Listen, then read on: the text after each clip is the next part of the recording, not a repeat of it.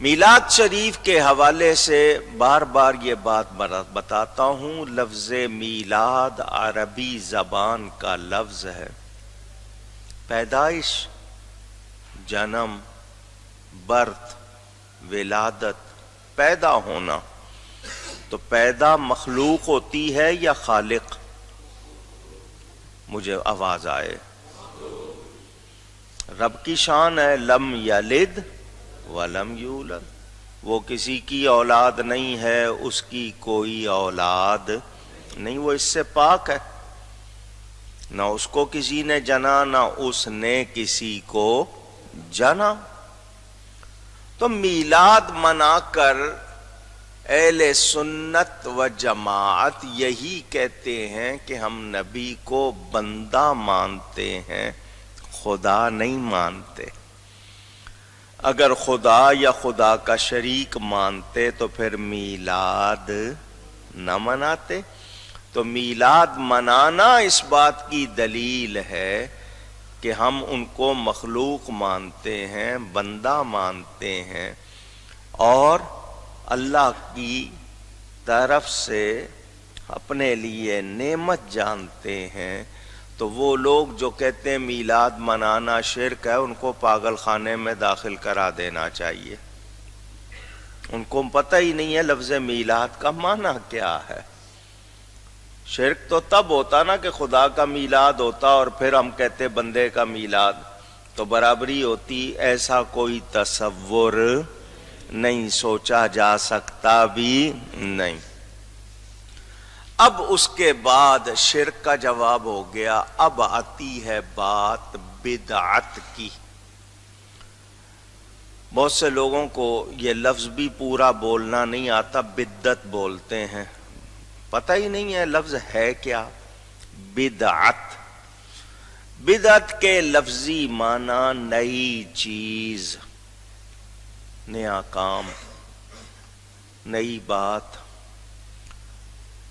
اسلام کے حوالے سے جب بدعت کہتے ہیں دین کے حوالے سے، تو اس کا مطلب ایسی نئی بات جس کا ثبوت دین میں نہ ہو۔ پھر سن لیں بدعت کی تعریف، کوئی نئی بات جس کا ثبوت دین میں، اونچی کہیے، یہ تعریف یاد کر لیں، جس کا ثبوت دین میں ہے اس کو بدعت کہہ سکتے نہیں۔ اچھا، اس کے بعد بدعت کی قسمیں بھی کی ہیں لوگوں نے، بدعت حسنہ اور بدعت سیئہ۔ حسنہ کے معنی اچھی بات، اچھا نیا کام، سیئہ برا۔ تو اب جو بدعت کہتے ہیں وہ ان طریقوں کو کہتے ہیں جو لوگوں نے اپنا لیے۔ اب اگر اس کو کہا جائے گا تو وہ بدعت حسنہ ہوں گے، بدعت سیئہ نہیں ہوں گے۔ یہ ان کے لیے جواب ہے۔ اگر وہ بدعت کہنے پر تلے ہوئے ہیں تو پھر بھی بدعت حسنہ ہوں گے، بدعت سیئہ نہیں ہوں گے۔ اس حوالے سے آپ کو کئی مرتبہ بتایا ہے، وہ حدیث پڑھتے ہیں، حضور صلی اللہ علیہ وسلم کا ارشاد کہ ہر بدعت گمراہی ہے اور ہر بدعتی جہنمی ہے۔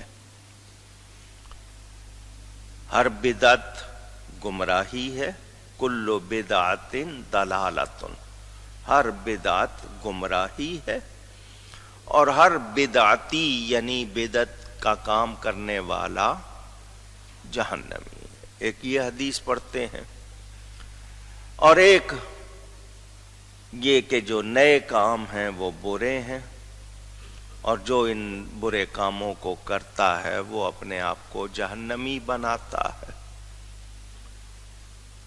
اور اسی طرح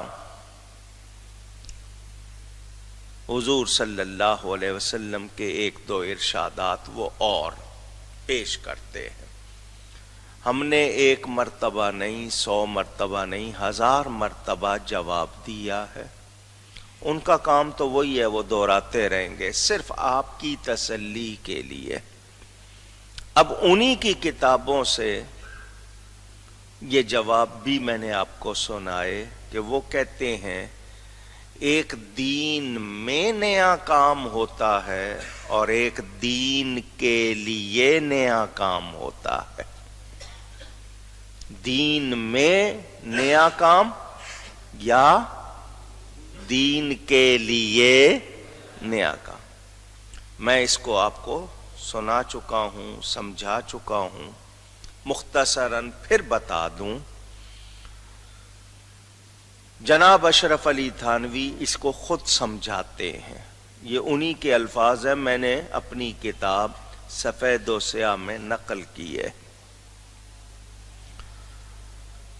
وہ کہتے ہیں کہ حکیم نے، طبیب نے، معالج نے، ڈاکٹر نے نسخہ لکھا شربت بنفشہ مریض کے لیے کہ تم نے شربت بنفشہ پینا ہے، یہ تمہارا علاج ہے.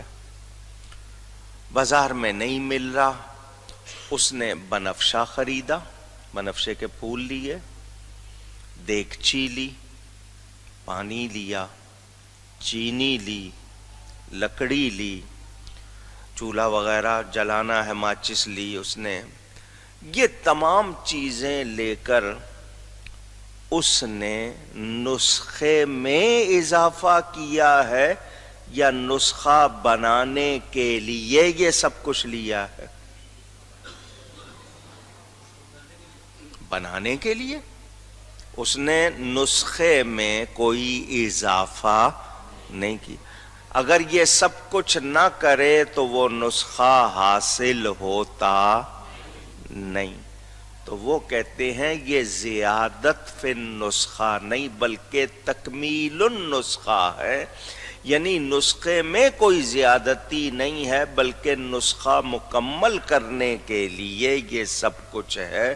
بڑی مہربانی کر دی، انہوں نے یہ لکھ دیا کہ یہ اس میں اضافہ نہیں ہے بلکہ یہ سب کچھ اس کو حاصل کرنے کے لیے ہے.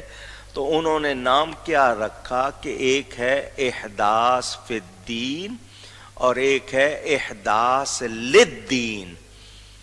احداث فی الدین، دین میں نیا کام، احداث للدین، دین کے لیے نیا کام.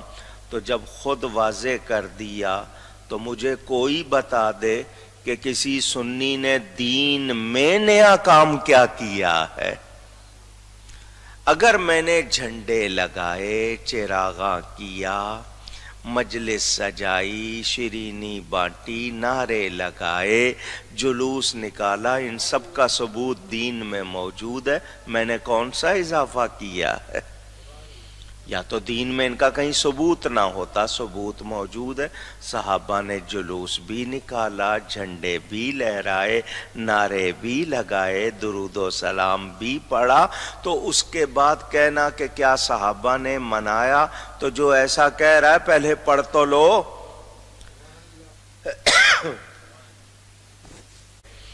وہ ماننا چاہتے نہیں، ان کی ایک ہی ضد ہے، بس نہیں ماننا. کسی طرح بھی ان کو آپ کہہ لیں، وہ کہیں گے نہیں جی ہم نے نہیں ماننا. تو ان کو چھوڑے ان کے حال پر، آپ کی تسلی کر رہا ہوں. آپ ذکر میلاد سنتے رہتے ہیں.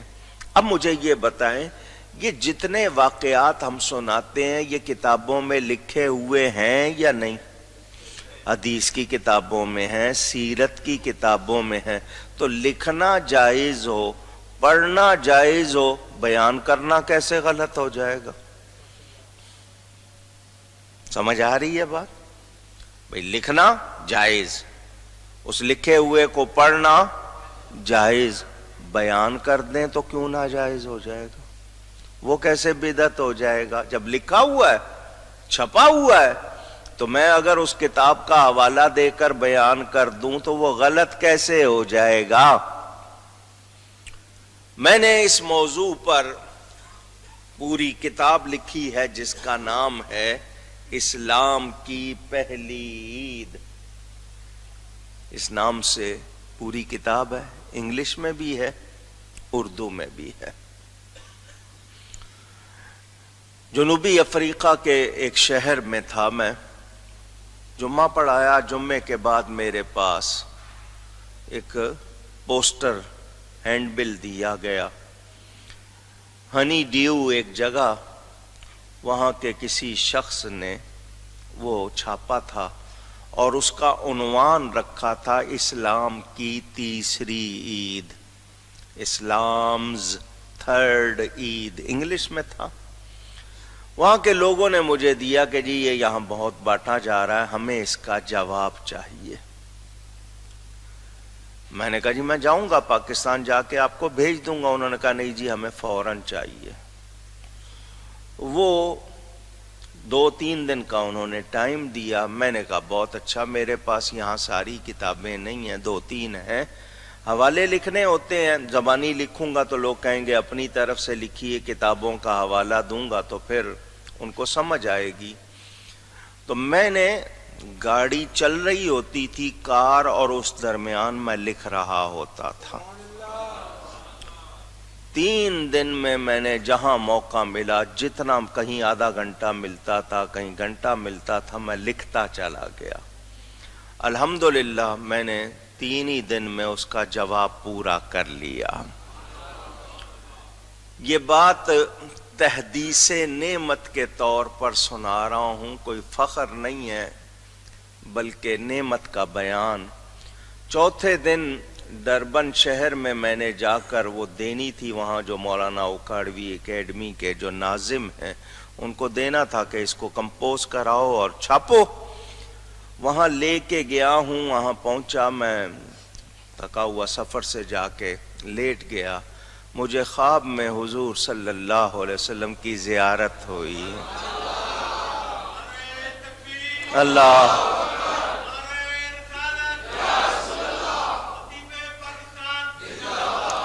مجھے یقین ہو گیا کہ میری یہ خدمت قبول ہو گئی ہے. وہ کتاب اسلام کی پہلی عید موجود ہے، اس میں بعد میں اور بھی اضافے کیے گئے. وہ کتاب ان تمام اعتراضات کا جواب ہے جو لوگ میلاد کے حوالے سے کرتے ہیں. میں کچھ باتیں آج آپ کو سنا رہا ہوں.